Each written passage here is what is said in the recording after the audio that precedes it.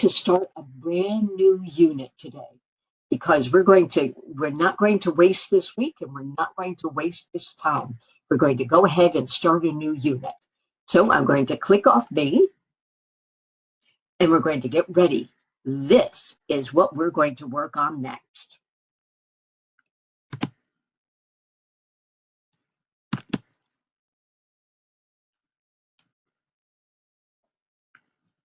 We're going to start a new unit on poetry.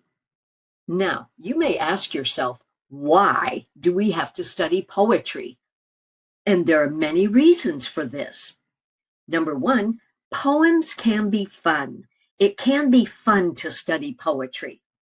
Number two, you like music. Songs are very much like poetry, and they can touch your heart, make you feel good. Songs are poetry. And number three, another reason that we study poetry is really important. It's on the ELA Regents. That's another good reason for studying poetry. So let's start at the beginning. What is poetry? Poetry is a unique way of using words to excite your senses and your emotions. Now, what does that mean? It means that when you write poetry, you do it for a reason. You use special words and you use exactly the words that you need to tell about your feelings, how you're feeling, your emotions, and you want to tell other people how you feel. And a poem is a short, wonderful way to be able to do that. Have you ever been moved by a song? I know you have. And songs are just like poetry. In poetry, words are carefully chosen because of their sound or for their meanings. Do you remember all of these words? You've actually seen them before.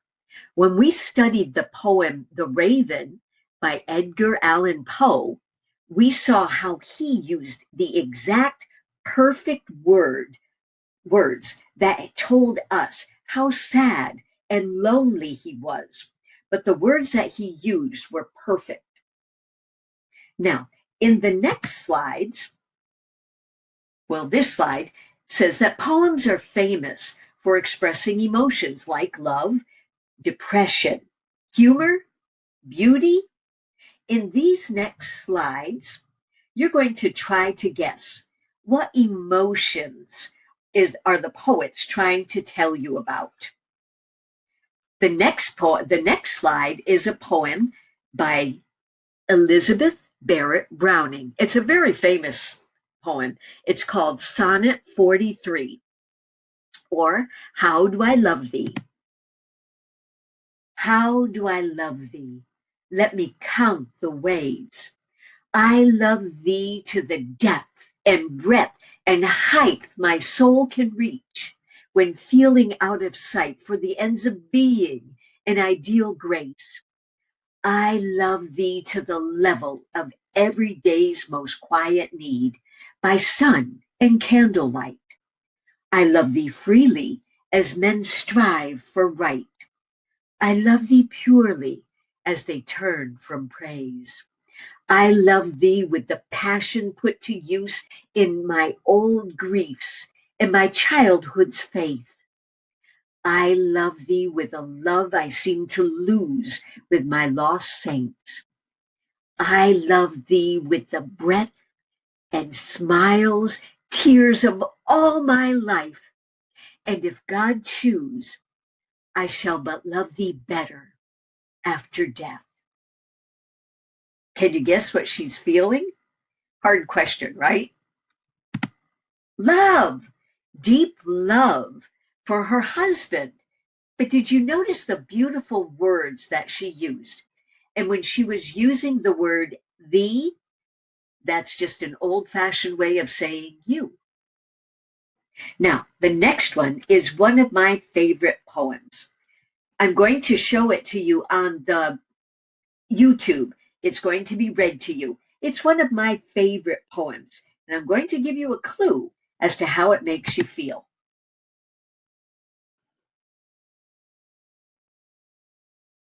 Let me get back where I was.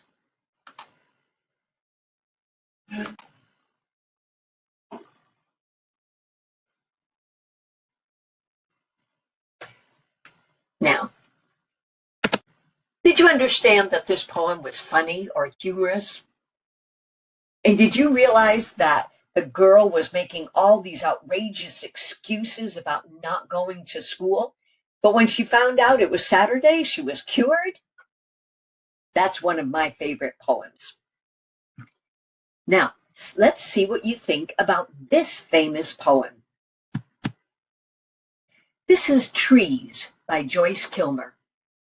I think that I shall never see a poem as lovely as a tree whose hungry mouth is pressed against the earth's sweet flowing breast, a tree that looks at God all day and lifts her leafy arms to pray, a tree that may in summer wear a nest of robins in her hair, upon whose bosom snow has lain, who intimately lives with rain.